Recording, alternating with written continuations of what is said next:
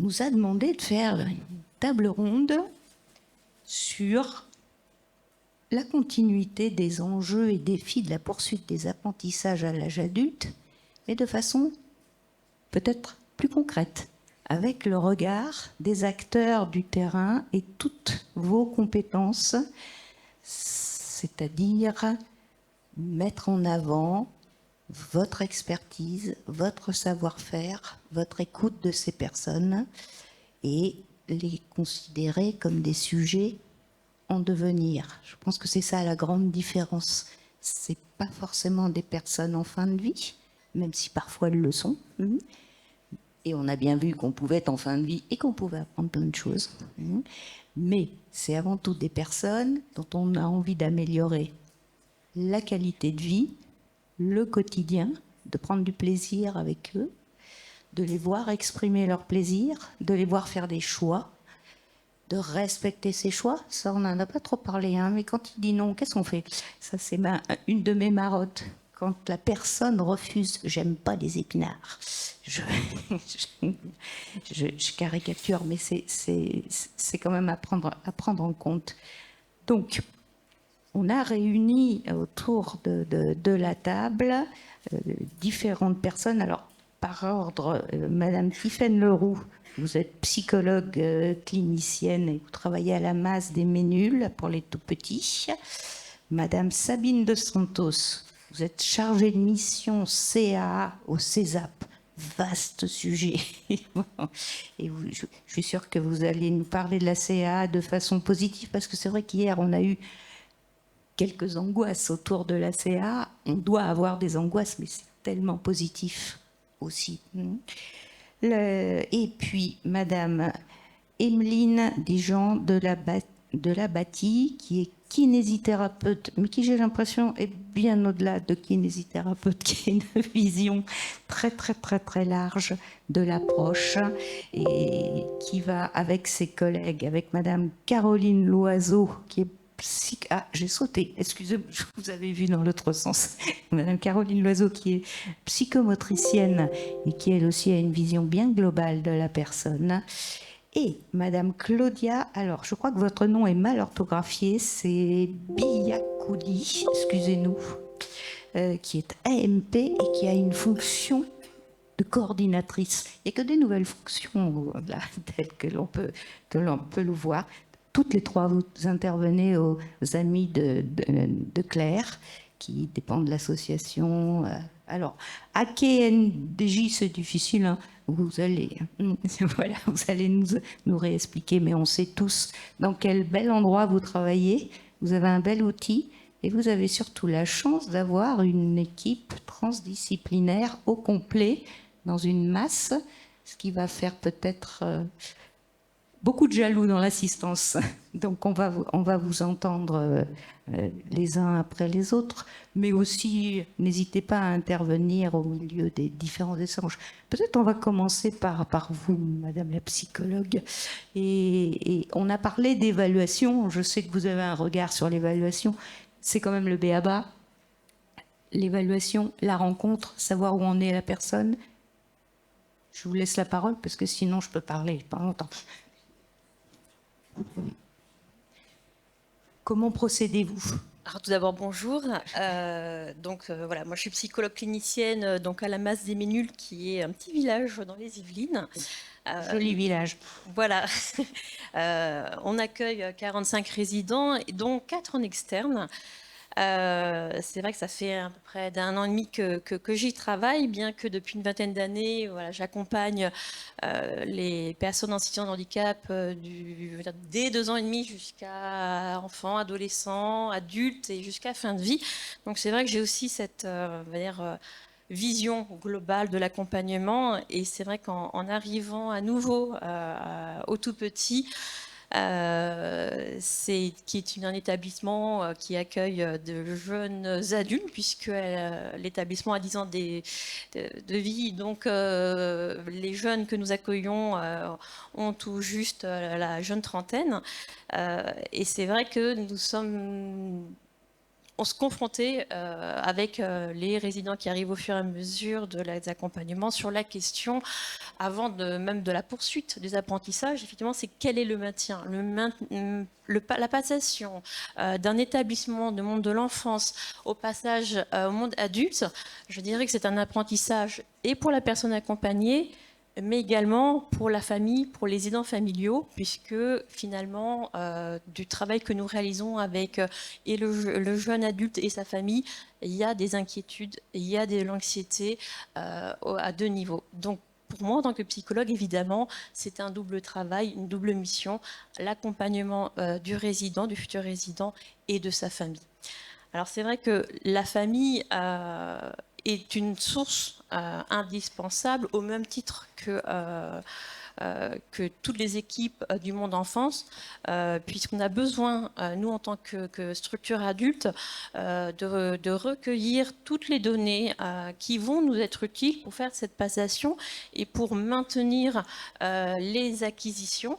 Déjà, alors, comme on a vu hier, déjà que la mise en route, de par la pathologie des jeunes que nous accueillons, fait que l'apprentissage, au sens large du terme, dans les actes de la vie quotidienne, mais également dans les apprentissages dits cognitifs, voilà, met du temps. On va pas effectivement, enfin, c'est assez juste ce qu'il se disait hier sur quelle est l'importance de pouvoir accompagner un enfant à l'école trop tôt, alors qu'il n'est peut-être pas prêt, puisque sa pathologie, où il y a déjà des axes médicaux qui sont peut-être prioritaires.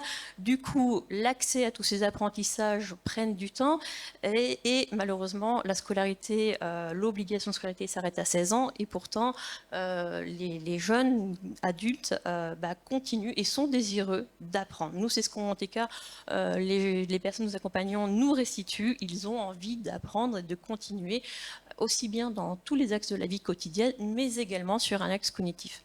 Et c'est dans ce sens-là que on réfléchit beaucoup, tout petit, sur comment recueillir toutes ces données pour pouvoir répondre effectivement à ce qui se disait tout à l'heure avec le docteur Réa et son équipe sur, voilà, il y a effectivement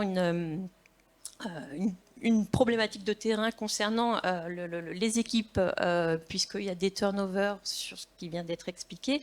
Comment rendre l'information la plus rapide pour qu'elle soit exploitable et pour accompagner très rapidement la personne, puisque c'est le résident qui est au cœur du projet. Voilà, et ça, que d'un jour à l'autre, que les professionnels puissent changer, c'est une situation et une réalité de terrain auquel nous sommes confrontés, c'est vrai. Voilà, mais pouvoir accompagner les équipes à leur donner un maximum d'informations du quotidien, c'est effectivement, on va dire, pas une nouveauté, mais c'est une difficulté supplémentaire par rapport à, je dirais, un certain nombre d'années où on était moins confronté à cette problématique. Et c'est pour ça que les évaluations peuvent être vues de différentes manières. Les observations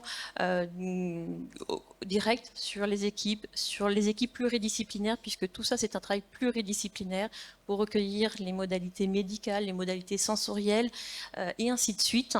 Et nous, on doit être habile dans le sens où, comme les équipes peuvent changer rapidement du jour au lendemain, c'est trouver des stratégies pour laisser des traces qui vont servir aux collègues de l'après-midi, qui vont servir aux collègues du lendemain, où chaque information, chaque observation de chaque professionnel est tout à fait pertinente et juste dans l'approche et l'accompagnement de chaque résident.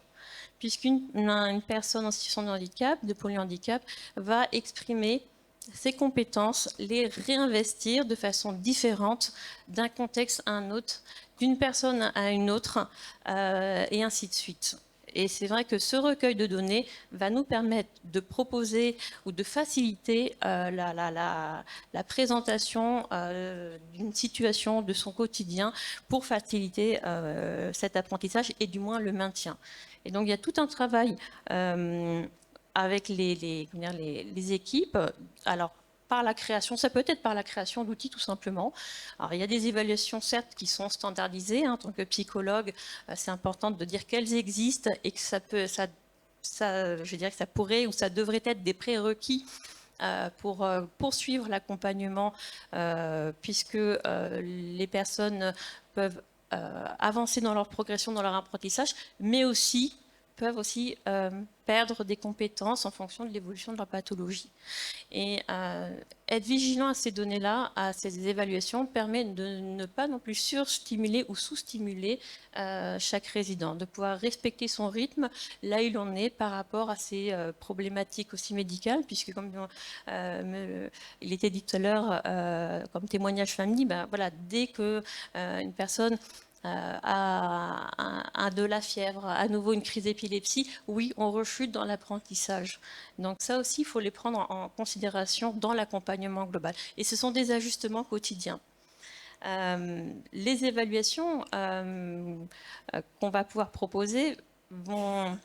Alors, avec l'aide aussi de la famille, évidemment, puisqu'elles sont riches d'informations, vont pouvoir nous apporter des données supplémentaires dans l'accompagnement, selon notre point de vue, mais c'est également le recueil d'informations des équipes, et également l'utilisation donc, des évaluations standardisées pour permettre d'identifier chez chaque personne accompagnée quelles sont ces compétences, à la fois, je dirais, ce qu'on appellerait dans le psycho-éducatif, quelles sont ces réussites, mais quels sont aussi ces axes d'émergence. L'accompagnement va pouvoir mettre, avec toutes les observations, pouvoir permettre de pouvoir identifier quelles sont les petites actions, quels sont les petits gestes, quelles sont les attitudes à avoir pour qu'on puisse initier, amorcer une réaction qui va permettre à chaque personne de pouvoir montrer, restituer ou investir de nouvelles compétences. Et ça paraît assez important puisque ça va permettre d'orienter aussi dans l'accompagnement global de la personne, quelles sont les actions, quelles sont les activités, quelles sont les priorités d'intervention, puisque voilà, une activité lambda ne va pas être perçue de la même façon d'un résident à un autre, et qu'il va falloir être fin voilà, dans nos observations pour accompagner au plus juste, au mieux, l'étape qui sera facilitée ou facile pour la personne, ou bien au contraire, quel est le petit coup de pouce, quelle est la guidance et de quelle manière cette guidance va être faite pour pouvoir accompagner et amener cette personne à optimiser voilà, cette envie de réaliser la tâche qui lui est proposée. Voilà. C'est la petite marche supplémentaire dont on vous a parlé gentiment. Bon, c'est très simple. Comment fait-on pour que les outils travaillés dans l'enfance ne restent pas dans le placard? C'est ma question. C'est une très bonne question. Avant d'être chargée de mission CA, je recontextualise, j'ai été moniteur éducateur dans une BAS qui accueillait 48 résidents en internat et en externat. Et je trouvais que pour illustrer la question d'apprentissage pour les personnes adultes polyhandicapées, partir de mon expérience dans cette masse était une manière d'illustrer voilà, ce que j'avais pu initier et ce qu'on avait pu initier avec les familles, avec les personnes que j'ai pu accompagner. Et ça amènera automatiquement aux outils de CA. Quand je suis arrivée dans cet établissement, donc moi je connaissais strictement rien au polyhandicap. Je n'avais jamais rencontré une personne en situation de polyhandicap et je trouve que c'est important de le dire. J'ai rencontré ces personnes en me disant mais comment je vais faire pour écrire un projet personnalisé avec des personnes avec qui je ne pourrais pas savoir ce qu'elles veulent. Ça a été terrible pour moi de me dire comment je vais faire. Ils n'ont pas d'outils de com, je ne comprends pas leur code. Et donc, un conseil d'une collègue AMP m'a dit « observe, observe ». Donc, c'est ce que j'ai fait. J'ai pris mon petit cahier et j'ai observé. Et c'est fascinant de voir les interactions qui se passent entre eux, entre professionnels et eux. On est bien sûr essentiellement du langage non verbal. Et en observant, j'observe des moyens de communication que eux-mêmes ont. Ils signent, ils pointent, ils crient, ils font des sons, ils ont une posture fermée, une posture ouverte, ils ont des attitudes, ils ont des réactions, ils comprennent l'environnement à travers le contexte. J'emmène le chariot de repas, ça sent le repas, il y a le bruit du chariot, Il y a des personnes qui commencent à regarder la table, qui se dirigent vers la table, qui veulent toucher la fourchette et la cuillère en disant oui, on va manger. Et donc je perçois dans ces échanges et dans cette observation toutes leurs compétences. Et ce sont des personnes compétentes. Et je suis ravie de participer à ce colloque. Parce que c'est vrai qu'en tant qu'éduc, quand on arrive dans une masse, on est dit oh là là, en masse, il ne se passera rien du tout. Ils en sont plus là, ils sont pas là pour apprendre. Et en fait, si, ils apprennent énormément. Et pour aller plus loin dans mon observation et pour aller plus loin dans ma connaissance de la personne, je me suis dit, il faut peut-être aller lire les projets personnalisés. Et c'est très intéressant d'aller lire tous les projets personnalisés qui ont conçu la vie de la personne. Je me suis dit, mais quel est leur parcours? Qu'est-ce qu'ils ont appris? Et je pense que ça, c'est quelque chose qu'on devrait se demander. Parce que moi, en l'observant, j'ai vu qu'il y a des personnes que j'accompagnais. Frédéric, il a appris la LSF, il a appris le pointage, il a appris plein de choses, le macathon. En masse, souvent, on a des personnes qu'on accompagne qui ont eu un parcours et qui ont appris des choses. Ils ont appris un langage de communication avec leurs parents. Qu'est-ce qu'il reste aujourd'hui de tout ça? Comment on l'a inscrit? Vous parliez tout à l'heure de perdition, de turnover et de choses comme ça. Faisons que le projet personnalisé soit vraiment l'outil de traçabilité pour qu'on limite les ruptures de parcours. Moi, en ayant recherché comment ces personnes communiquaient, comment la famille communiquait avec eux, je me suis dit, ok, Sabine, là, la personne, elle a fait de l'orthophonie, elle s'est signée en macathon, toi tu sais pas, bon bah tu vas te former. Donc j'ai été me former. Après, j'avais une autre personne qui savait faire de l'échange d'images. Je dis, bon, ok, l'échange d'images, c'est quoi? Alors, grâce à Internet, on trouve beaucoup de choses. Donc, voilà. Et c'est comme ça que je suis rentrée en CA. Je suis rentrée dans la CA à partir des personnes que j'accompagnais. Parce que moi, je voulais qu'en tant que partenaire de communication, j'adapte ma communication à eux. Avant d'aller leur demander de s'exprimer et de faire des choix, je me suis dit, moi, déjà, il faut que je m'adapte à eux, que je maintienne leurs acquis. Céline, elle savait signer 10 signes, je vais signer. Frédéric, IMSE, pointer ou faire de l'échange d'images, je vais maintenir tous les acquis, tout ce qu'ils ont appris. Pourquoi aussi? Parce que ces personnes, c'est fatigant d'apprendre. Donc déjà, si on peut maintenir leurs acquis et éviter de leur demander systématiquement de réapprendre. Frédéric avait réappris au fur et à mesure parce que l'équipe tournait et un éduc signait, donc il a après signé. Un autre éduc était formé au PEX, donc il a fait de l'échange d'images. C'est là où je me dis qu'ils sont quand même très forts, parce que selon les personnes qui les accompagnent, ils arrivent à trouver des modalités de communication et à s'adapter et à en prendre des brides. Ils habitent dans plusieurs pays, hein, ils parlent plusieurs langues. Oui. Exactement. Donc oui, la question du parcours de vie me paraît essentielle dans la question d'apprentissage, surtout pour le public adulte. Et ils ont soif d'apprendre. D'ailleurs, dans le volet polyhandicap, il est bien dit, hein, il est cité. Hein, les personnes polyhandicapées ont des capacités bien réelles, qui sont dotées d'un immense appétit de vivre, d'entrer en relation et de communiquer. Elles sont dotées d'une grande sensibilité aux émotions d'autrui, capacité de perception de situation, qui en font des personnes dotées de compréhension. Et c'est exactement ce que j'ai pu observer dans le quotidien, leur capacité de compréhension. Et à partir d'eux, moi, je me suis outillée et j'ai changé de posture.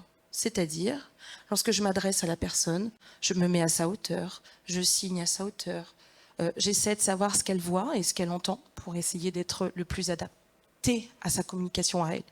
Et je pense que le premier pas en CA, c'est d'avoir cette posture de partenaire de communication et d'adapter sa communication. On l'a dit tout au long de la journée, le temps, prendre le temps, tenir compte de la douleur. Oui, aujourd'hui il est douloureux, donc communiquer, ça va être plus compliqué aujourd'hui qu'un autre jour. Et en même temps, toujours présumer de leurs compétences. En faisant ça, donc moi à la masse, je ramène tous mes outils, mon pod, en me disant tout ce que j'ai emmené, peut-être que ça peut servir à quelqu'un et peut-être qu'à un moment donné, quelqu'un s'en servira. Et puis avec ma collègue ergo et psychomote, on décide d'utiliser la grille d'observation de l'APF qui a été faite par Elisabeth Catex en 2016, qui est accessible en ligne, hein, vous pouvez l'avoir gratuitement. elle est intéressante parce que c'est une grille d'observation et pas une grille d'évaluation. D'observation, pourquoi ? Parce que tout à chacun peut se saisir de cette grille. Et elle balaye tout l'aspect sensoriel, elle balaye la compréhension contextuelle, donc hors contexte, enfin, elle est hyper intéressante. Et cette grille permet d'avoir au moins un début d'analyse ou tout au moins se poser des questions sur qu'est-ce que la personne voit, qu'est-ce que la personne entend. Et ça, c'est, ou en tout cas en sensorialité, quelles sont ses difficultés, comment on peut les travailler. Donc voilà, je vous conseillerais d'utiliser aussi cette grille que je trouve intéressante et qui avait été créée pour le polyhandicap, qui est un peu méconnue, qui d'ailleurs a été mis dans les recos de la CNSA, le guide d'observation et d'évaluation en décembre 2023. Et donc, je m'outille, je prends mes outils, je me dis, bah, je m'en sers, je teste, j'essaye. Et puis un jour, j'ai une personne que j'accompagne qui prend mon pod et qui me dit qu'elle a mal au dos. Bah, je me dis, elle a pointé mal au dos. Ok. Et voilà, je me dis, si moi, j'avais pas eu ces outils, si j'avais pas changé de posture, si j'avais pas travaillé pour m'adapter à eux en termes de langage, peut-être qu'il n'aurait pas pu le dire qu'il avait mal au dos. Donc c'est, voilà, humblement, je me suis dit que j'allais vous partager mon expérience. Ça m'a amené à rentrer dans la CA et après à aller me former encore plus. Voilà, j'ai rencontré Dominique sur Chessep où je me suis formée aussi. Mais voilà, c'est petit à petit. Et puis, je me dis que pour le public adulte, il y a plein de choses à faire. Ils ont envie d'apprendre. Et puis en même temps, on apprend toute notre vie. Puis j'ai envie de dire, s'il se passe rien, bah, c'est quand même triste pour eux, quoi. Donc, à travers les activités, à travers les jeux, à travers les séances Snows-Hélène, à travers tout ce qui existe comme activité, ils apprennent. Ils apprennent, vraiment. Et maintenant, on s'adapte à eux, à leur temporalité, à leurs souhaits. Tout à l'heure, on parlait d'apprentissage. Moi, je poserais la question. Qu'est-ce qu'ils veulent apprendre ? Quels sont leurs souhaits ? Aujourd'hui, je suis adulte, qu'est-ce que j'aimerais apprendre que je n'ai pas appris avant ? Je ne sais pas, est-ce que c'est de faire une recette de pâtisserie ? Est-ce que c'est d'aller découvrir un zoo ? Je ne sais pas, mais qu'est-ce que eux ont envie ? Et ça a toujours été mon fil rouge de me dire qu'est-ce que eux ils ont envie. Et d'ailleurs, il y a un monsieur qui a fini par dire moi, ce que je veux, c'est que maman m'accompagne plus lorsque je vais chez le médecin. Je veux être tout seul. Bah peut-être que c'est ça. Voilà. Puis j'ai un autre monsieur Frédéric qui disait bah moi je m'en fous. Alors tes questions de oui non, moi je m'en fous. Et je trouve ça génial parce que Frédéric, je lui dis bah oui t'as raison. C'est vrai que des fois dans la vie, bah nous aussi on s'en fout un peu. On n'a peut-être pas envie de dire oui ou non. On a peut-être envie de dire bah je ne sais pas, je m'en fous, c'est pas mon sujet. Ou zut. Ou zut. Ou moi ce que je veux c'est de faire des blagues et le reste je m'en fous. Donc partons d'eux. C'est je pense l'expérience que je pouvais vous partager aujourd'hui. Merci.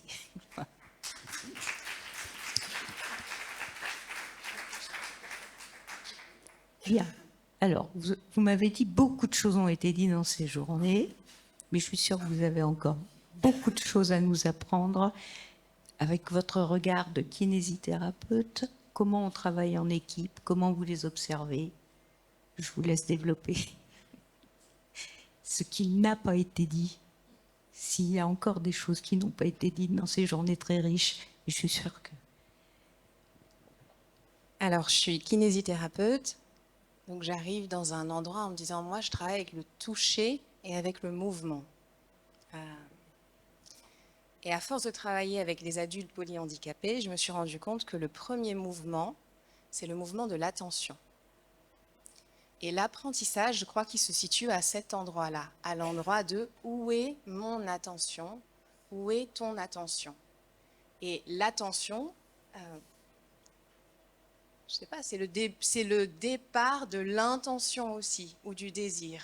Et je crois, c'est ce que vous avez dit aussi sur l'idée du désir, c'est cet endroit-là, oui, que j'essaye de repérer, que j'observe en permanence. J'ai envie de vous décrire une situation. On est mardi matin. Tous les mardis matins, il y a une séance de Snows-Hélène avec Ilia Tao, Roaïda, Amine, Nicole, Manon, qui est ostéopathe, Emeline, qui est kinésithérapeute, et parfois, le plus souvent possible, une AMP, ça peut être Christine, ça peut être Francesca. Donc voilà, on est mardi matin. J'arrive, je vais dire bonjour dans les équipes, ils se préparent parce qu'ils n'ont pas encore fait le bonjour, donc ils vont faire le rituel du bonjour, mais ils savent déjà que c'est mardi matin et qu'il y a Snozelen. Donc moi, quand j'entre dans la salle pour dire bonjour, j'entends Nicole qui dit déjà les kinés, prends-moi. Ou alors il y a Tao qui déjà est en train de réagir parce qu'il sait qu'on va aller à l'intérieur de ce qu'il aime. Lui, ce qu'il aime, c'est la musique. Donc dans ma séance de Snozelen avec Manon, on va utiliser la musique et on va utiliser les musiques qu'Ilia Tao aime écouter. Bon voilà, je dis bonjour, puis je vais dans la salle et là je commence un petit peu à préparer. Je regarde cette salle et je me dis, est-ce que c'est propre? Voilà, c'est important, il faut que ce soit propre. Est-ce que j'ai des objets, quelques petits objets dont je vais pouvoir me servir dans la séance en sachant qui je vais avoir dans cette séance? Donc il y a certains coussins qui vont être préférentiels pour telle personne. Je sais qu'un tel, je vais travailler avec un bâton par exemple pour l'appréhension.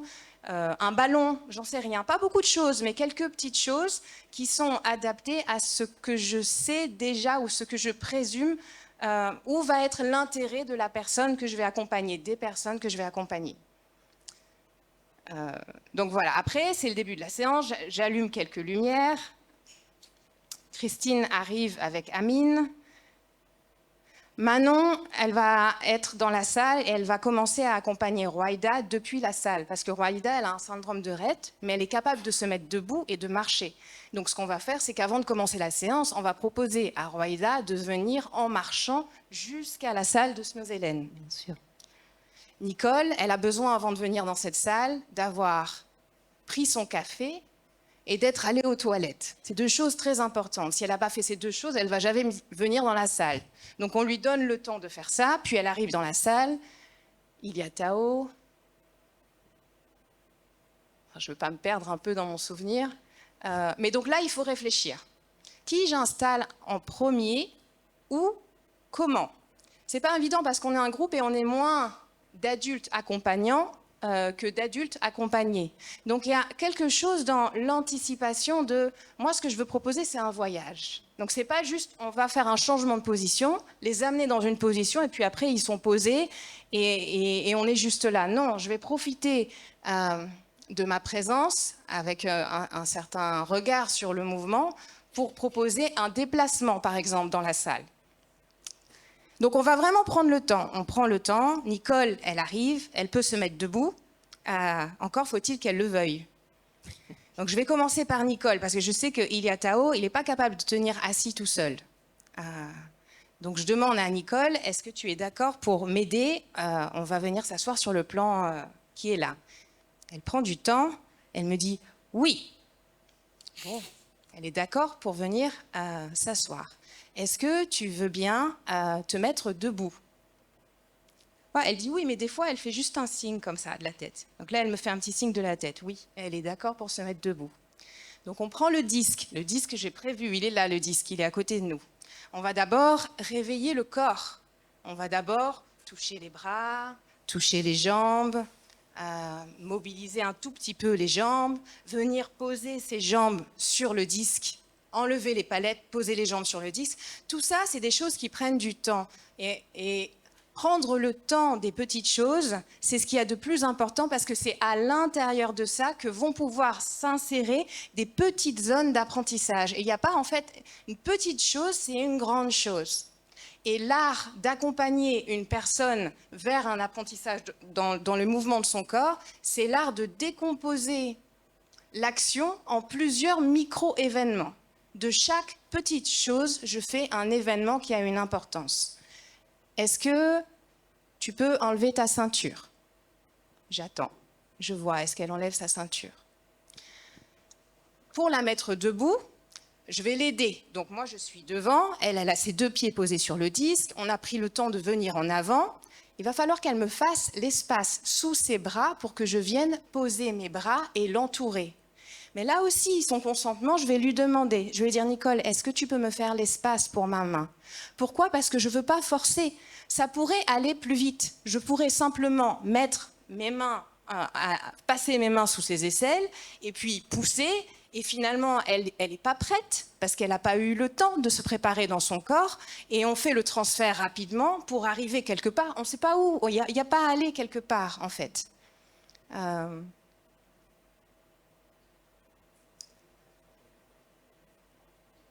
Voilà, Nicole s'installe. Elle prend le temps. Je vérifie qu'elle est capable de tenir assise, qu'elle a bien son assise. Elle a son assise. C'est le tour d'Iliatao. Iliatao, il est déjà un peu pressé d'avoir la musique. On n'a pas mis la musique encore. Iliatao, il est pressé d'avoir la musique. Mais bon, c'est pas ça qu'on va faire. On va s'installer déjà. J'utilise le lève-personne. Alors, c'est un appareil. Voilà, on va mettre les sangles. Mettre les sangles, ça prend du temps. De quelle manière je peux inciter Iliatao à participer à tous les petits endroits où il y a un geste à faire? Ne serait-ce que participer avec son attention. Il a compris que quelque chose va se passer. Il a compris que quelque chose va lui arriver. Et du coup, il peut entrer à l'intérieur de mon mouvement parce que mon mouvement a été assez lent pour lui laisser le temps de s'immiscer lui aussi.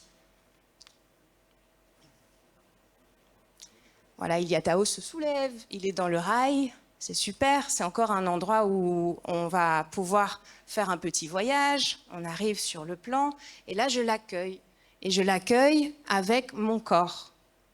Donc, je vais m'asseoir derrière lui. Le moment où on enlève les sangles, c'est le moment où il y a... c'est un grand événement de sortir du fauteuil. C'est un très grand événement de sortir du fauteuil pour venir s'asseoir sur un plan dur. Les appuis ne sont plus les mêmes. Donc il va falloir un peu de temps pour laisser à Iliatao la possibilité de sentir son corps là. Comment il est ton corps ce matin? Comment il est ton corps contre mon corps? Au départ, souvent, il y a des tensions. Alors ça pousse. Et moi, mon corps, je sens le corps d'Iliatao qui pousse. Ok. Là, il est urgent de ne rien faire. Parce que, petit à petit, simplement par un état de présence, une présence qui est dans le corps, les tensions s'apaisent. Un sentiment de sécurité arrive et le mouvement devient possible. Un mouvement quasi invisible, parce qu'on est juste assis l'un contre l'autre. Et on a l'impression qu'il ne se passe rien, mais il se passe quelque chose. J'observe, je sens. Qu'est-ce qui se relâche dans son corps? Petit à petit, ok, il y a une conscience de la gravité. Waouh, tout d'un coup, il y a une conscience de l'axe. Il y a une tête qui se redresse. Il y a une possibilité de bouger doucement entre la droite et la gauche. Au tout départ, ça, c'était pas possible. Il y a une possibilité d'aller vers l'avant, vers la flexion.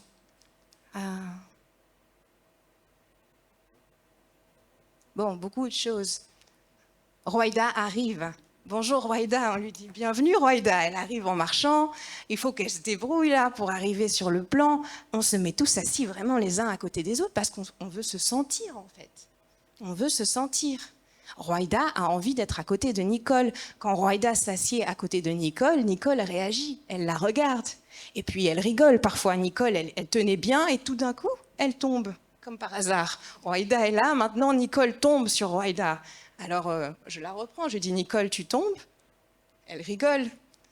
Et voilà, il n'est pas urgent de faire. Ils ont déjà beaucoup à proposer à l'intérieur de presque rien. Je dis, qu'est-ce que vous voulez faire aujourd'hui? Je dis moi ou Manon ou Christine. Christine est là aussi. Christine, elle est à côté de Nicole, elle lui offre aussi sa présence et son toucher. Et Nicole, elle dit, le ballon. Iliatao, il continue un peu à râler. Moi, je sais qu'il râle pour la musique. Donc, on va devoir prendre en compte les demandes de chacun. Nicole, elle est amoureuse d'un grand ballon rouge. Et ce ballon, il arrive à la mettre en mouvement. Mais je ne suis pas pressée d'aller vers le ballon. Le ballon, j'ai entendu le ballon. On va vivre beaucoup de choses avant le ballon. Parce que pour qu'elle puisse aller se déplacer vers ce gros ballon rouge, il va falloir d'abord détendre le corps. Il va falloir bouger les bras. Une fois qu'on aura fait toutes ces choses qui prennent du temps, elle va être capable de ramper. Et de ramper toute seule jusqu'au ballon. Et ça, c'est elle qui me l'a appris. Je ne le savais pas avant. Et comme elle aime le ballon, une fois qu'elle aura touché le ballon, maintenant notre jeu, en ce moment, notre jeu, c'est de dire, bon, Nicole, si tu arrives à toucher le ballon qui est à l'autre bout de la salle, le ballon, il va s'animer et il va venir offrir du roulement à tous ceux qui sont dans la salle. Alors j'utilise le ballon pour faire du lien et pour faire qu'on soit groupe. Le ballon que Nicole a touché va rouler sur Roaïda. Il va rouler sur Amine. Oh, j'ai pas parlé d'Amine. Bon, il va rouler sur Iliatao. Il n'est pas venu ce matin. Bon, je sais pas, je me rends pas compte à quel point c'est trop de détails. Mais j'ai envie de dire que vraiment, il y a un art du moment présent qui est enseigné par les résidents polyhandicapés qui sont nos professeurs de ça. Et l'attention, elle est à 3 endroits intéressants. Pour moi, peut-être plus d'endroits, mais 3 endroits que je remarque. Il y a l'attention dans le corps, l'attention à l'espace et l'attention aux autres qui sont dans cet espace. Et je crois, une question qui me soutient et qui peut-être peut vous soutenir aussi ou vous aider, c'est sans cesse revenir à se demander qu'est-ce que tu es en train de vivre? Où est ton attention? Parce que pendant que je m'occupe de l'un, est-ce qu'il est vraiment en train de rien se passer pour l'autre? En réalité, non. Si on a pris le soin de mettre les autres dans une disposition où ils sont proches, ils peuvent se voir, ils peuvent nous voir. De temps en temps, on recite leurs prénoms dans la salle pour les interpeller sur un sujet ou un autre.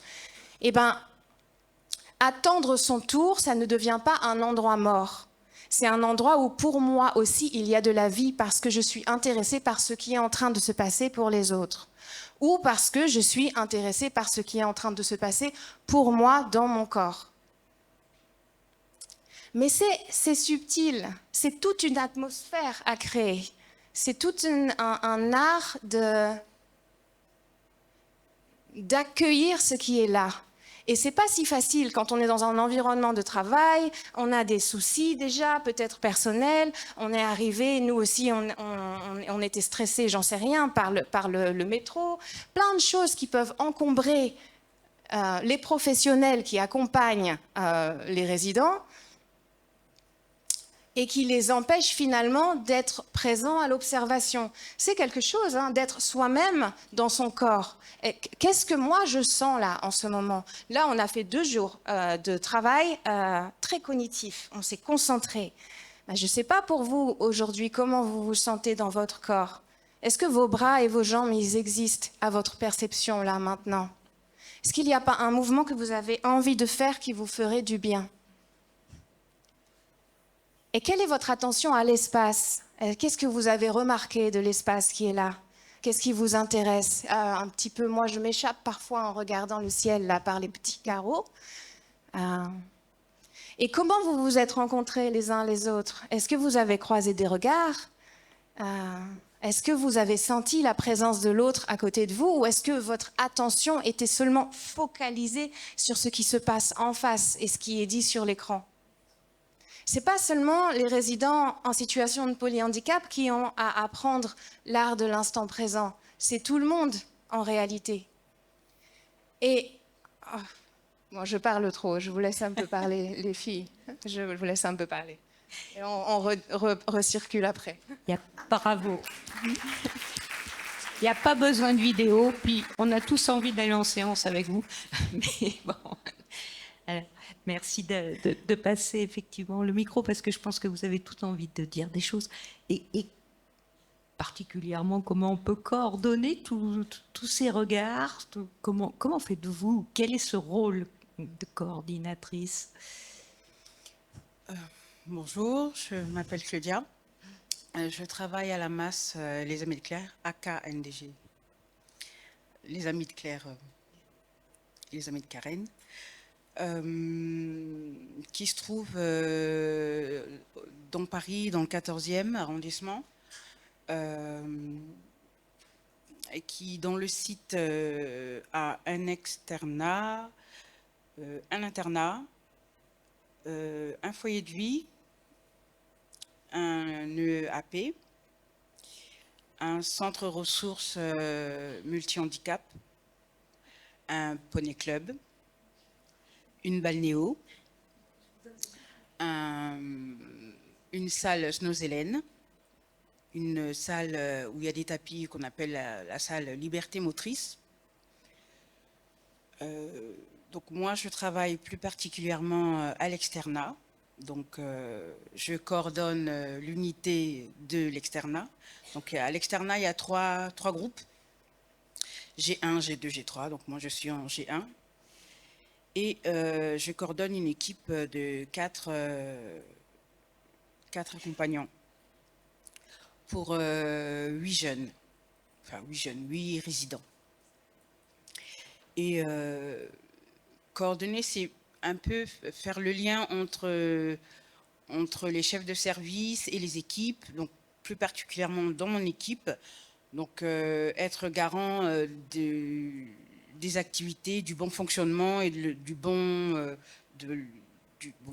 fonctionnement, de la qualité des activités que nous proposons aux jeunes qui viennent à la journée. Dans mon équipe plus particulièrement, lorsque les résidents arrivent de 9h à 16h30, donc on les accueille le matin, on enlève les manteaux, on sort les cahiers de liaison. Je prends le temps de lire les cahiers, le temps que mes collègues s'occupent de l'hydratation et du change quand ils arrivent. Une fois que c'est fait, généralement on met en place les rituels. On en a parlé tout au long de ces 2 jours. Les rituels du matin, le bonjour du matin et le au revoir du soir, ça permet aussi de donner de la temporalité à la journée, pour les activités, de donner un rythme à la journée. Donc on les accueille, ils se disent bonjour. Donc, généralement, Ilia Tao, comme on parlait, ma collègue, est très pressée que la journée commence, donc il commence déjà à chouiner parce qu'on n'a pas encore fait le rituel du bonjour. Donc une fois que j'ai énuméré les activités qu'ils allaient avoir tout au long de la journée et qui allait les accompagner, quels professionnels allaient aller en activité avec eux à travers les POP. Les POP sont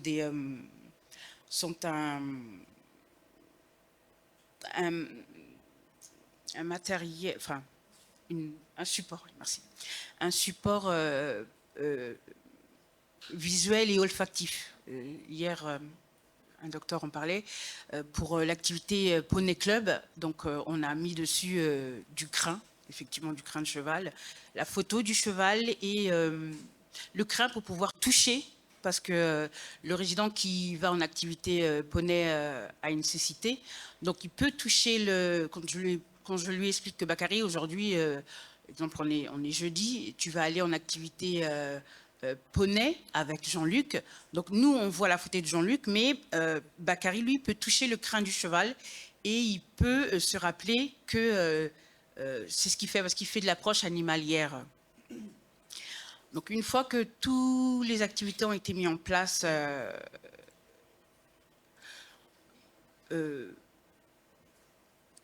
exemple, comment ça, je peux expliquer un exemple d'un mardi, une fois que la partie des résidents sont partis en kiné avec Emeline dans la salle Snozelen.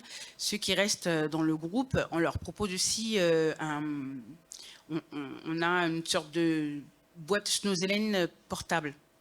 Et donc, je propose aussi dans la salle avec le reste des résidents une séance de Snozelen portable. Mais je leur propose de la sophrologie, voilà, pour pouvoir eux aussi se retrouver à connaître, enfin, à ressentir leur corps. Je peux aussi proposer un change basal parce qu'on a été, on a aussi fait la formation sur le basal, l'accompagnement autour du basal. Un change basal, ça va être un change avec le résident, ça va être un change participatif par lui. Donc je peux proposer aux résidents, donc je préviens par un claquement d'oreille dans quel côté on va tourner. Donc c'est avec lui aussi, il va se préparer mentalement à se tourner. Et je peux aussi lui proposer, une fois qu'on a fait le change, Mamou, retourne-toi. Je te laisse le temps toi-même de te retourner sur le dos. Et donc, je lui laisse le temps, elle aussi, justement, à pouvoir prendre le temps et prendre conscience de son corps pour pouvoir se retourner sur le dos. Et là, je lui fais la fête, bravo, je la félicite, tu as la chance que tu peux te mettre sur le dos. J'ai aussi d'autres... il y a tellement plein de choses à dire que je ne sais pas par quoi commencer, mais voilà, c'est avec eux qu'on fait. C'est pas, on les accompagne, mais on les accompagne en les laissant être acteurs de ce qu'ils peuvent ressentir et de leur corps. On fait, mais avec eux. C'est ça le principal. Ils sont aussi conscients, on leur laisse le temps d'être conscients de leur, de leur être, d'être avec eux. Ça va être dans la salle où je suis. J'ai essayé, avec mon équipe, on a essayé d'aménager un coin calme, un coin où il y a des canapés et des tapis. Donc on peut proposer à certains résidents qui sont dans des coques toute la journée, Séit, est-ce que tu préfères ce matin rester dans ton fauteuil ou est-ce que tu préfères être sur les canapés? Et donc généralement, il répond avec les pieds ou avec tout son corps qu'il veut sortir de son fauteuil, de sa coque. On leur laisse aussi le temps d'être en liberté motrice, ce qu'on appelle, c'est un docteur avec qui on a travaillé au centre, qui nous disait que c'est important de leur laisser le choix de même du moindre petit mouvement. Le moindre petit mouvement, c'est une grande satisfaction pour eux, de pouvoir bouger seul, de pouvoir être en liberté motrice, tout simplement. Je ne sais pas quoi... La question du choix, ou vous parliez des réunions avec lesquelles... vous échangiez avec vos collègues? Oui, alors tous les lundis, on a ce qu'on appelle communication autour du week-end. Et donc, on parle et on partage avec tous. Donc, on explique telle situation, Valérie, elle arrive en pleurant le matin, qu'est-ce qui se passe?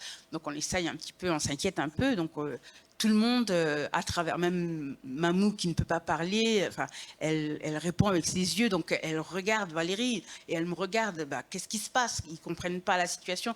Donc on essaye à travers les pictos, à travers des mots, à travers leurs cahiers, de savoir pourquoi Valérie pleure, pourquoi est-ce que... Et on explique, Valérie, elle n'est pas très bien aujourd'hui. Donc vraiment, j'essaye avec mon équipe de faire en sorte qu'il y ait du lien,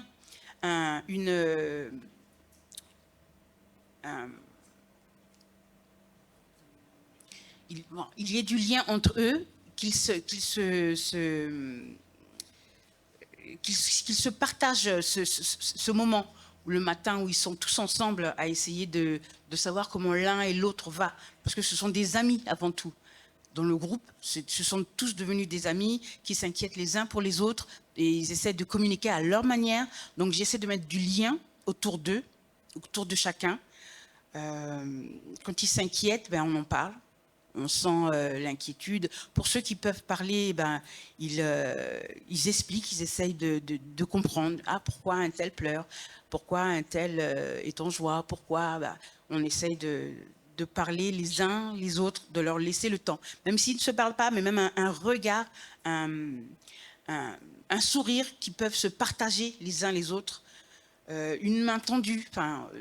Séit il aime pas trop qu'on le touche, mais il préfère être à côté des autres. Et quand les accompagnateurs viennent autour de lui, automatiquement, il va tendre la main pour interpeller un tel. Enfin, j'essaye avec mon équipe de créer un amour de groupe. Je ne sais pas si je peux appeler ça comme ça, un amour de groupe, je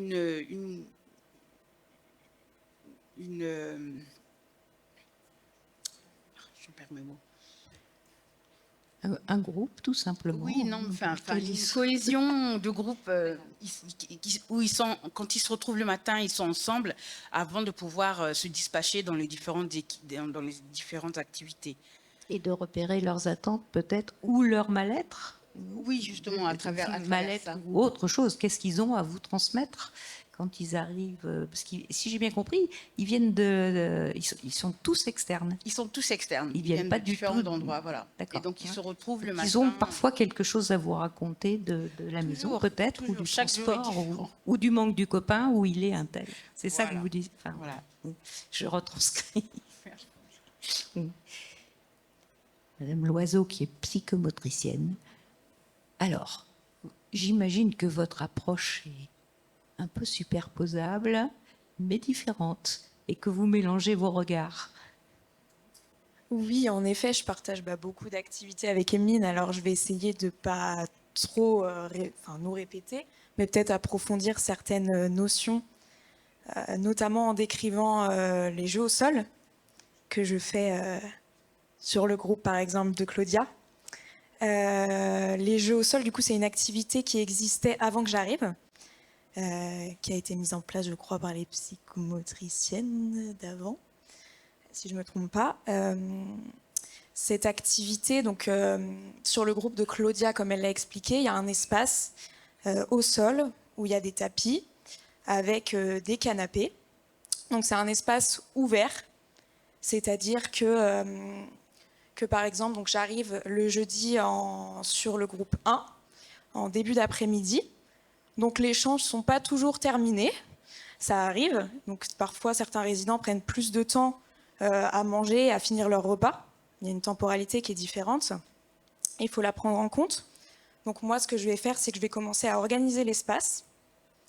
Je vais redisposer, en fonction des compétences physiques des résidents, les canapés. Je vais essayer de faire un espace un petit peu cocooning, fermé et en même temps ouvert pour les résidents qui seraient de passage dans la salle et à qui ça donnerait envie d'être au sol. Je pense notamment à des fois, on a la visite pendant notre groupe de jeux au sol à Dikra qui arrive et qui dit moi, je veux être au sol aussi. Et donc ça donne envie. Voilà, donc j'accueille chaque résident. C'est un peu la même méthode qu'Emeline, je ne vais pas redétailler. Mais je les accueille, il y en a qui vont arriver plus tard que d'autres. Je les installe au sol, pour certains, d'autres assis. Je vais étudier l'espace, notamment physique, c'est-à-dire que les résidents aient un espace, qu'on respecte en fait l'espace personnel des résidents, et en même temps qu'il y ait une proximité entre chacun qui va leur permettre d'interagir entre eux, d'avoir des interactions. Donc ça va être des petits gestes, ça va partir de je vais dire bonjour à quelqu'un, je vais tendre la main, je vais le toucher, ça peut être avec la main ou ne serait-ce juste un petit effleurement avec le doigt. Il va avoir l'espace-temps, comme je disais, que je vais prendre en compte, notamment le rythme individuel. Certains sont plus fatigables que d'autres, et donc ça va être une alternance entre les moments d'activité et de sollicitation et les moments de repos. Quand je vois que je demande trop à un résident, je vais le laisser un peu tranquille, je vais verbaliser. Bon là, je vois que c'est un peu trop pour toi, je te laisse un temps. Je vais aller me rediriger vers un autre résident qui je vois est demandeur, réceptif et regarde. Il y a l'espace de soi aussi, comme le disait très bien Emeline. L'espace de soi, ça va être notre conscience personnelle de nous, où est-ce qu'on se trouve dans l'espace. Est-ce que là, actuellement, je suis disponible psychiquement et corporellement? Est-ce que je suis... ça nous est déjà tous arrivé, par exemple, bon, parfois, les retournements, on a l'habitude de les faire, et pourtant, dans la manière de faire, j'ai l'impression qu'en tout cas, il faut faire comme si c'était la première fois un peu qu'on faisait un retournement. Et il y a quelque chose de... quand c'est la première fois qu'on fait un retournement avec un résident, on est dans l'écoute plus, dans la communication, dans l'observation, et non dans quelque chose de mécanique, de protocolaire, de bon là je le passe sur le côté, je fais ça, mais en même temps mon cerveau il est ailleurs, il n'est pas du tout à ce que je suis en train de faire. Voilà, je pense que aussi le travail sur soi pour travailler avec les résidents, ça va être dans l'apprentissage de déconstruire tout ce qu'on a appris pour se mettre justement à la place du résident. Le résident, il va s'émerveiller de petites choses du quotidien, je sais pas, par exemple, je déchire un papier, ça fait du bruit, c'est incroyable. Et en fait, c'est en relation, c'est vivre ensemble cet émerveillement qui va permettre aux résidents d'avoir une expérience incroyable et d'apprendre des choses. Voilà. Donc je dirais que la découverte du monde, ça passe déjà par la découverte de soi-même. Sinon, donc pour décrire un petit peu plus les jeux au sol, dans les jeux au sol, on va introduire différents objets. Alors ça va être des objets qui vont être attrayants par leur couleur, par leur forme, qui vont intéresser le résident. Et en même temps, il faut faire attention à ce que l'espace ne soit pas non plus encombré par tous ces objets. Voilà, on va, d'où le nom de jeu au sol. On peut, lors du jeu au sol, par exemple, faire des jeux un peu, faire appel à l'imaginaire. Je pense à notamment un jeu au sol où on était ensemble et où on avait des foulards. Et à chaque foulard, il y a un résident, Nicole pour pas la citer, qui a la chance d'avoir la parole. Et du coup, on s'est servi de la parole de Nicole pour attribuer à chaque foulard un pouvoir. Et donc, on donnait un pouvoir à chaque personne. Donc, je ne me souviens plus exactement, mais je crois que toi, c'était le pouvoir de la kinésithérapie qu'elle t'avait donné. Il y avait... alors, Nicole est fan des kinés, psychomotes. Donc, Nicole, son pouvoir, c'était d'avoir un accès illimité aux séances de kiné et de psychomotricité. Et elle donnait les foulards à chaque personne. Et ce travail d'imaginaire, il est très important, je trouve, parce que ça va décupler la motivation des résidents et ça va vraiment créer des émotions chez certains, parce qu'à ce moment-là, il y avait Ilia Tao parfois qui rigolait, et en même temps, Nicole, elle pouvait s'agacer des fois de certaines choses. Donc voilà, c'est cet aspect un peu imaginaire et théâtral qui est aussi très important pour... c'est pas juste demander aux résidents de faire un geste et de prendre quelque chose. Il y a une intention derrière et une histoire qu'on peut créer. Moi, je pense. Ouais, merci beaucoup pour toutes ces petites attentions, mais qui deviennent des grandes. Cette forme d'attention particulière dont ont besoin les jeunes, et on voit bien qu'ils répondent. Qu'ils soient jeunes ou vieux d'ailleurs, il n'y a pas d'âge pour ne pas répondre. C'est intéressant aussi les échanges corporels, qui puissent se toucher. Ils sont dans leur fauteuil souvent, ils sont loin, éventuellement la main peut un peu toucher, mais je pense que quand vous les mettez au sol, ça peut être important pour eux de pouvoir... on peut voir comment ils peuvent avoir accès aux autres, comment ils peuvent se déplacer, ce que vous racontiez tout à l'heure. Bon, c'était pas une personne, c'était le ballon qui l'intéressait, mais pourquoi pas, hein, il y en a qui jouent au foot. Mais après, chacun sa passion. En plus, voilà. Donc, merci beaucoup pour tous ces petits moments de vie. Tout à l'heure, je disais qu'on n'avait pas besoin de vidéo. Quand on peut aussi observer, on voit bien aussi qu'on est vraiment branché, vous êtes en connexion, et que c'est à partir de cette connexion que les jeunes peuvent sans doute progresser et ne pas se replier, et c'est déjà énorme. Alors, j'imagine qu'il y a des questions dans la salle. Pour l'instant, je vois qu'ils sont tous hypnotisés par vos présentations. Ils vont se réveiller, ils vont sortir. Avez-vous quelques questions face à ces jolies démonstrations? Oui, alors je vais descendre. Hop, mais j'ai un petit problème, c'est que j'ai les fourmis dans une jambe. Comme tout à l'heure. Donc, si vous voulez pas me retrouver en bas. Merci, oui, c'était formidable. On avait l'impression d'être avec vous dans les différentes salles et de pouvoir effectivement échanger avec toutes ces personnes. Que faites-vous pour leur capacité créative, imaginaire, enfin, tout ce qui n'est pas du domaine, effectivement, du concret avez-vous mis au point des stratégies pour essayer de développer ces aspects ou...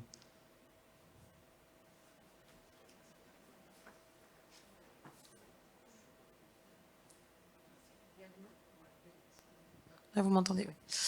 Moi, j'ai un exemple, on utilisait le conte sensoriel, avec l'utilisation du Kamishibai, qui est un support qui permet de projeter des images et derrière de signer, de faire sentir des odeurs, de créer une atmosphère, un environnement stimulant et en même temps qui permet à l'autre de comprendre ce dont on est en train de parler.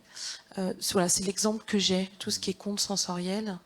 Ou raconter une histoire. J'avais une collègue qui racontait extrêmement bien les histoires en masse et qui passionnait tout le monde. Elle avait des intonations de voix, voilà, le rythme de la voix, les pauses, les temps de suspense. C'est tout ça, quoi. C'est vraiment ça. Et puis l'extérieur, découvrir, sortir. Tout à l'heure, un parent l'a dit, ma fille, ce qu'elle aime, c'est sortir. Mais oui, complètement. On découvre et on vit des expériences quotidiennement, aussi bien à l'extérieur de l'établissement qu'à l'intérieur de l'établissement. Mmh.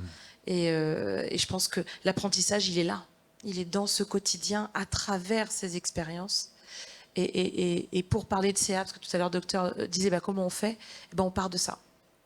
On part de ce quotidien, de ces expériences, et on leur fait vivre des expériences, parce que c'est ça la vie en même temps. Donc, bonne ou mauvaise. Et quand ils nous disent non, ok, t'as pas aimé, on va faire autre chose. Oui, tout à fait. Je rebondis sur ce que ma collègue disait. On appelle ça, enfin, chez nous, au centre, à la masse, on appelle ça les contes animés. Les contes animés, les contes à travers, si c'est une histoire un conte sur la tempête, où il y a de la pluie. Donc on va y mettre un brumisateur pour ressentir la pluie, ou un éventail pour le vent, un foulard, enfin si c'est un conte avec des marionnettes, voilà. Vraiment, on travaille sur l'imagination. Et sur les sorties aussi, on peut leur proposer des sorties au zoo, enfin des sorties au cinéma, des sorties au restaurant, des sorties au musée, et vraiment toutes les sorties possibles et imaginables. Oui, c'est bien, je pense, de pouvoir leur donner un accès à l'imaginaire. Parce que, enfin, moi, mon expérience personnelle avec ma fille, c'est clairement, si on lui propose 2 livres, elle préférera un conte à un livre sur une histoire banale, on va dire, réelle. Donc l'accès à l'imaginaire, je pense que c'est important. J'ai un autre exemple qui n'est pas un conte. C'est un après-midi où j'étais à l'internat il n'y a pas longtemps et j'allais chercher Brittany. J'allais chercher Brittany et Safia était assise sur une table avec devant elle des feuilles de canson là. Elle avait sa petite trousse qu'elle aime beaucoup avec plein de feutres et elle avait fait, il y avait plusieurs papiers avec ses créations. Et donc en passant avec Brittany, je vois que Brittany regarde Safia, donc je demande à Safia, tu dessines? Elle me dit oui. Et alors je lui dis, qu'est-ce que tu dessines? Et elle me dit, la maison de Claire. Alors Claire, c'est une AMP qui accompagne les résidents. Et Safia aime beaucoup Claire. Mais Flore aussi aime beaucoup Claire. Et Flore est dans la salle de l'internat à ce moment-là. Elle entend la maison de Claire et elle dit « Eh oh !» Alors, je me dis, bon, c'est intéressant, j'aime bien la petite situation, ça m'intéresse. Donc, je demande à Safia, enfin, je demande à Brittany si elle a envie de dessiner. Avec les oui, non, on a un petit oui, un bonhomme vert qui sourit, et un non, un bonhomme rouge qui n'est pas content. Et Brittany, j'ai l'impression qu'elle me dit oui. Alors j'échange le oui-non pour essayer de confirmer cette impression.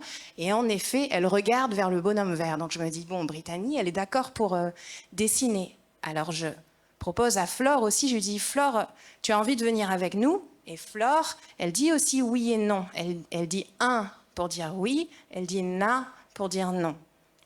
Donc Flore, elle dit oui. Alors je vais chercher Flore et je la rapproche et on est tous les quatre, du coup, autour de la table de Safia. Safia, elle accepte de prêter un feutre à Brittany. Elle accepte de lui prêter une feuille. Bon, c'est pas facile parce que Brittany, elle a besoin. Je me dis, je vais prendre ce gros coussin, on va mettre la feuille sur le coussin. Bon, et je suis un petit peu occupée parce que je me dis c'est la séance de Brittany, donc je veux donner mon attention beaucoup à Brittany, mais en même temps, il y a cette histoire de la maison qui me plaît bien. Donc, je demande un peu la maison de Claire, elle est où sur ton dessin? Et puis, je lui demande, alors on va la visiter, cette maison. Et je lui demande, est-ce qu'elle a des fenêtres? Je ne sais plus les questions que j'ai posées. Et Safia, elle me répondait, est-ce que la maison de Claire, elle a des fenêtres? Est-ce qu'elle a une salle de bain? Bon, en fait, elle a beaucoup de choses, hein, cette maison. Elle a une balnéo, elle a une salle Snozelen. C'est une maison où on a mis beaucoup de choses sans la présence de Claire. Et Flore, c'était magnifique. Elle disait à chaque fois, selon ce que Safia avait décidé d'octroyer à la maison de Flore, si elle était d'accord ou pas. Et parfois, elles n'étaient pas d'accord. Donc, il y avait une petite engueulade sur qu'est-ce qu'on va mettre dans la maison de Claire. Et voilà, je sais pas, j'ai envie de vous citer cet exemple parce que je trouvais ça magnifique. Et en même temps, Brittany, elle a passé tellement un bon moment à ressentir les stylos de Safia, à laisser sa main aller sur le papier, et puis à ce qu'on présente aussi sa création derrière, que, je sais pas, c'est des instants de vie, c'est ça qu'on fait. On fait la vie et on essaye de la faire bien. Bravo. Une autre question? Peut-être la dernière, par contre. Ça va être court. Merci. Je suis directrice adjointe pour 2 établissements en Alsace pour l'association Adèle de Globitz. J'avais une question pour vous, Emeline. Je suis là. C'était simplement, j'ai trouvé intéressant en fait votre approche et d'autant plus intéressant que vous avez une formation de kiné et donc de ce que nous on connaît en tout cas de chez nous, c'est pas forcément la même approche. Je voulais savoir quelle formation vous aviez faite. Est-ce que vous aviez fait des formations complémentaires?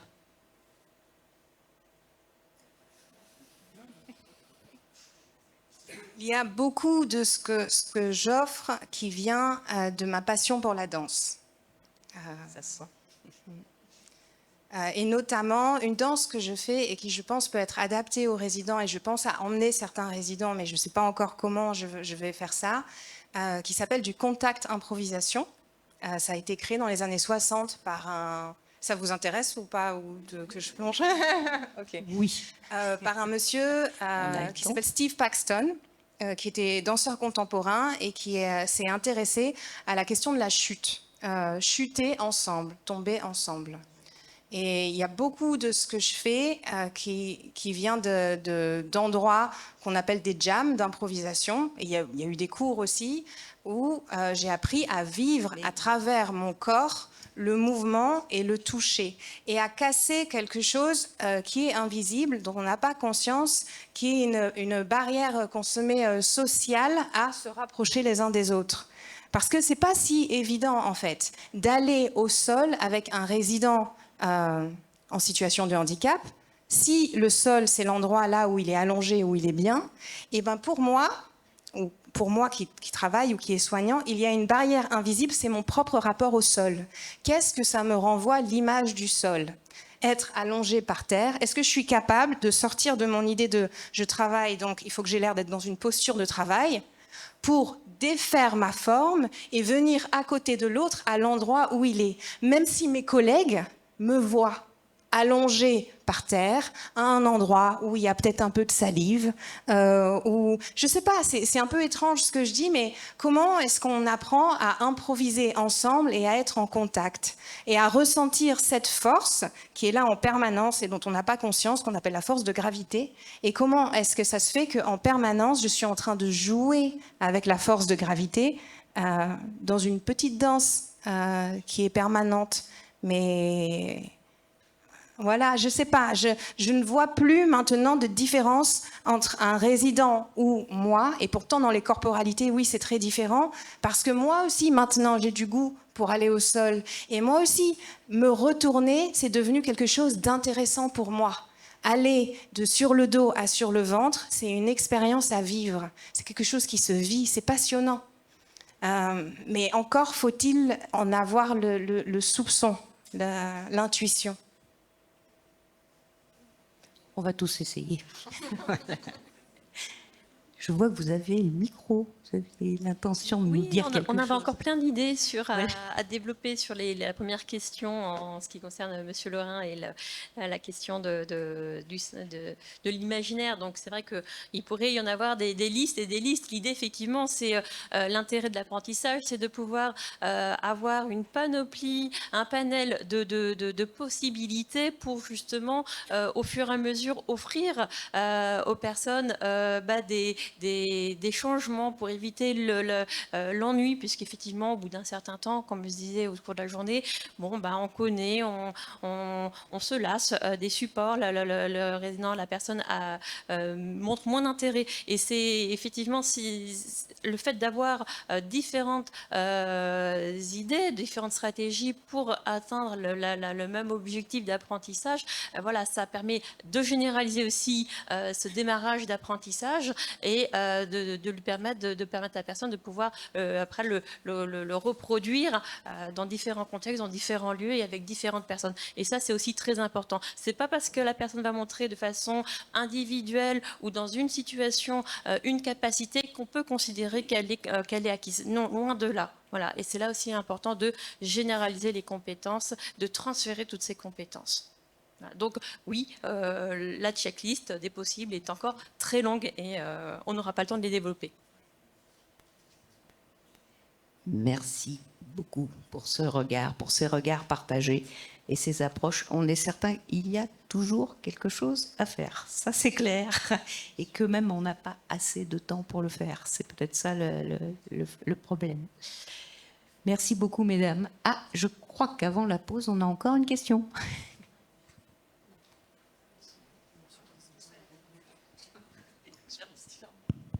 Alors moi, ce n'était pas vraiment une question, c'était juste pour dire que vous aviez dit toutes les trois, toutes les quatre, allez, toutes les cinq, je pense, quelque chose que je trouve super important en termes d'apprentissage, c'est qu'en fait, ce n'est pas tellement vous qui apprenez quelque chose aux personnes que vous accompagnez, c'est eux qui vous apprennent comment leur apprendre et que vous avez eu les cinq, cette finesse et cette subtilité de dire que le truc, c'était quand même de se laisser guider. Et ça, je pense que c'est vraiment important que tout le monde l'entende et le retienne, parce que ça me paraît exactement ça.